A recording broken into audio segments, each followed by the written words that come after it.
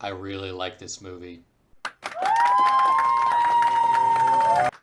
Project Hail Mary is starring Ryan Gosling as Ryland Grace, a reluctant astronaut who, by day, is a middle school science teacher with a doctorate in molecular biology. This attracts the attention of the government, who enlist him for Project Hail Mary because a mysterious substance is affecting the sun, causing it to die. It's not just affecting the sun, it's affecting every nearby star, except for one. And so Ryland Grace is going to have to go to that star in the distance and find out why it's the only one unaffected, because otherwise the human race will die, the sun will die, and every other nearby star will die. As he wakes up from his coma on board the spaceship, he at first doesn't remember why he's there, which the computer informs him that was expected after he woke up from the coma. But unfortunately, the other three astronauts didn't make it, so he is the only remaining surviving crew member. There are not the resources necessary, there isn't the fuel necessary to bring him back, so this is a one-way trip. It is a suicide mission. Now, of course, the heart of this movie is Ryland Grace meeting up with an alien spaceship and an alien life form. Rocky, we learn, is also the last surviving member of his crew, so he and Ryland Grace bond over the fact that they're there doing the same thing. They need to figure out why the stars in their solar systems are dying, or their entire race will die. And that is the journey of the movie, is them bonding, becoming friends, and figuring out what they can possibly do to save their respective planets. Once we get onto the relationship between these two in the movie, their relationship's obviously the heart of the movie, and it's solid. It's touching. You expect it to be touching in this kind of movie, but of course there's always the possibility that this isn't going to work. This really, really works, this relationship, for the vast majority of the runtime, and it very easily could not have. Now, Rocky is a well-voiced, well-animated character, but Ryan Gosling as an actor has a real challenge to essentially talk to, for the majority of the runtime, spidery, rocky alien creature. So that could have easily gone wrong with another actor. And Ryan Gosling, you really get an appreciation for his talent as an actor, his charm, his ability to carry a scene.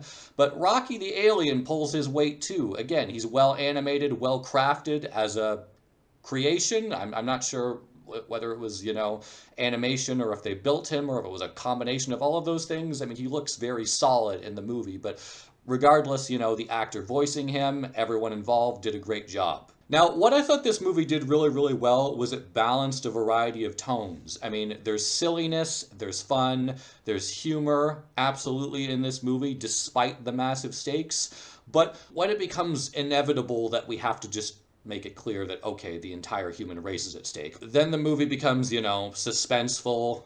At one point we think Grace has died, at one point we think Rocky's died to save Grace, at one point we there's genuine moments where we're not sure if they're going to get out of these situations. There's warmth and there's coldness, there's silliness and fun despite the situation, there's comedy, but then there's suspense and drama too. And again, all of these tones could easily cancel one another out, and they don't. It has that levity, it has that humor, it has that lightness, while it simultaneously has real darkness and real weight and real stakes. The movie knows what tone to go for in what specific moment.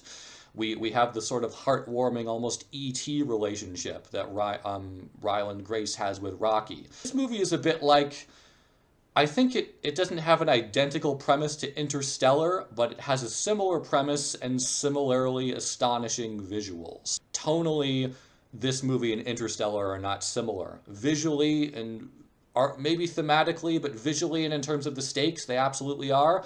But this movie, if you can imagine Interstellar directed by Spielberg, again, some of the visuals are great. We get this sort of, green toxic planet and see all of the detail, and it's really, really incredible. When Ryan Gosling's character actually goes onto Rocky's ship, and we see this sort of kaleidoscopic light show of, again, visually, this movie is top notch. This isn't a perfect movie. I feel like this movie was so good, I had so much fun with it, that I almost wanted it to be better. And by that I mean, I talked about how well the movie balanced out its tones, and I think that's true. I'm almost not sure, was this a fun popcorn movie? Was this something trying to be more than a popcorn movie while having the trappings of one? Like, is this almost not Oscar bait, but are they trying to be more than just a fun time at the movies? Or is it kind of both those things? And there's nothing wrong with just being a fun popcorn movie. There's nothing wrong with trying to be more than that. I think the movie succeeded on most levels. I just don't know. There's something missing from it that prevents it from me putting it in the upper tier.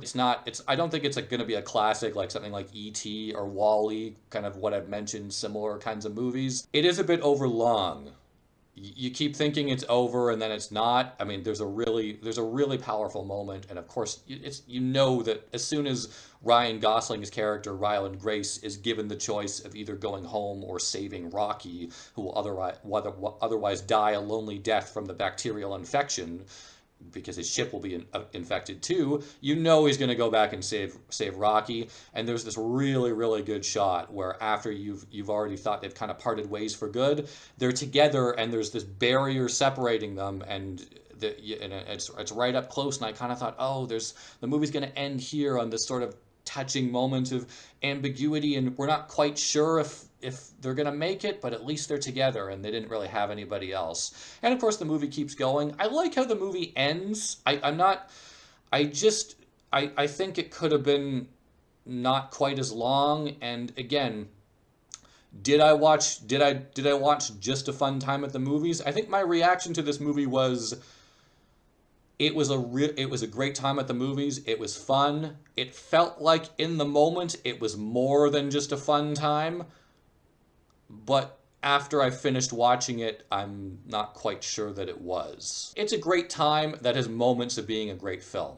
But is it at the level where you should go see it and you'll have fun and you'll feel suspense and you'll feel touched and you'll laugh and you'll, be just blown away by how great some of the visuals are? Absolutely. So this is absolutely something you should check out. Okay, so Project Hail Mary. This was a really, really good movie. Maybe a bit overlong, but not in a way that's going to take away from the enjoyment. Thank you so much for listening to my review. I think I'm going to give Project Hail Mary 3.5 out of 4. I can subscribe to the channel if you want more. And thank you again. Okay, bye. Project Hail Mary is starring...